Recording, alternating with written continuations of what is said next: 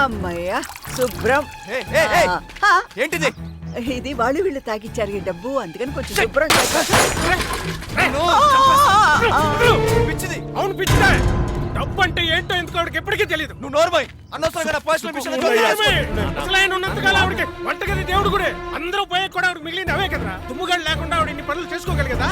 అదేంటయ్యా అలా అంటావు? నువ్వు లేకుండా నేను నువ్వు ఉండరా. ఆపండి మీ డ్రామా. రామానా అవును. ఇక వర్ధనమ్మా, ఇప్పుడు పార్శ్వపు తలనొప్పి అర్ధరాత్రి వచ్చింది అనుకో. వచ్చింది అనుకో, ఏం చేయాలి? ఏముంది, తమలపాకు కొంచెం కొబ్బరి నూనె రాసి నుదుటిని పెట్టుకో. ఇప్పుడు జుత్తు తెల్లబడకుండా నలబడాలంటే పలకాకుందిగా. మరి జలుబు లాంటి రోగాలు వచ్చాయనుకో, అప్పుడేం చేయాలి? కొంచెం పాలలో మిరియాల పొడి వేసి. ఇప్పుడు ఒక కూలోడికి ఒక రోజుకి 50 రూపాయలు. ఇద్దరు కూలోళ్ళు అయితే ఎంత ఇవ్వాలి? ఎంత? 50 రూపాయలు.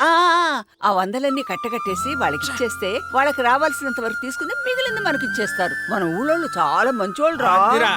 ఊరోళ్ళంతా అన్నట్టు నిజంగా పిచ్చిదే.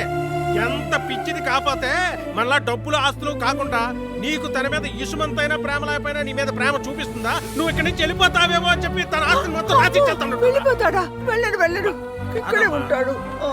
సరే, నాకెవరి మీద ప్రేమ లేదు. మీకుందుగా నా మీద, ఆవిడకుందుగా. అదే ప్రేమతో ఆస్తి నా పేరు మీద రాసి ఇవ్వడానికి ఏంటి అభ్యంతరం? నేను మాత్రం ప్రేమ అభిమానాలు చూపించాలా? మీరు చూపించరా? అయ్యో వద్దు కిట్టమ్మా, ఏడవకమ్మా. రే, వాడిని బాధ పెట్టకండి రా. వద్దయ్యా, ఏడవకయ్యా. మీ అమ్మ కన్నెలకే మా ఇల్లు ఇలా తగలబడిపోయింది. వద్దయ్యా, కన్నయ్యని తీసుకుని వెళ్ళిపోదాం. నువ్వు ఎక్కడ ఉండమంటే అక్కడ ఉంటా. నువ్వు రారైనా సరే, రేపు మనం కోర్టుకి వెళ్తున్నాం. వెళ్దాం.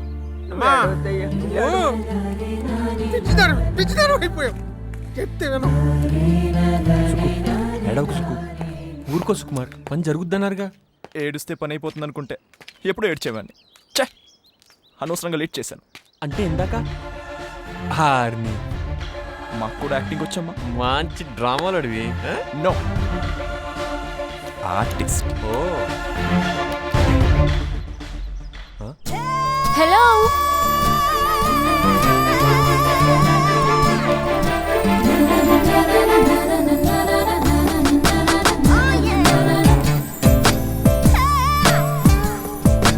ఎవరది? నా ప్రాపర్టీలోకి ఎంటర్ అయినట్టున్నారు. చిత్తం ప్రభు, కనుక్కు రాగలను. ఎవరండి? హాయ్, ఐమ్ దేవికి. మా నాన్నగారు దేవల్ రాజు రాఘవరావు గారి కోసం వచ్చారు. రాజు రాఘవరావు గారు అమ్మాయ? దేవల్ ఎవరంట? అదే అర్థంగా కొట్టుకుంటున్నాం.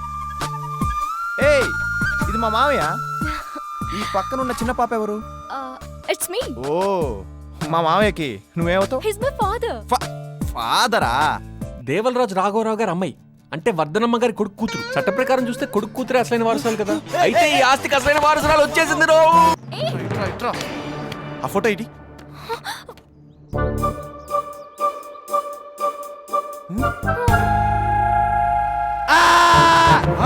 అప్పుడేమన్నా? మీ నాన్న పోయి 6 నెలలు అయింది.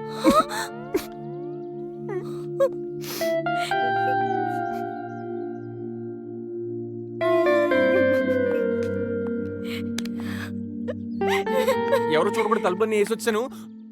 అవును, ఈ అమ్మాయిని గడుతుంది. నాన్న పోయాడని చెప్పాడు రా. మరి నువ్వెందుకు ఏడుస్తున్నావు? ఓ, కంపెనీ కోసం ఏడుస్తున్నట్టు నటిస్తున్నావు. గొప్ప ఆర్టిస్ట్ రా నువ్వు. బాడీ పెరిగి బొర పెరగనోడా. నా ఆస్తి తనకి వెళ్ళిపోతున్నాను ఏడుస్తున్నాను రా. అయినా ఇది యాక్టింగ్ లా కనిపిస్తున్నారా? నేను ఆమెను ఆర్టిస్ట్నా? మరి కింద అన్నావు.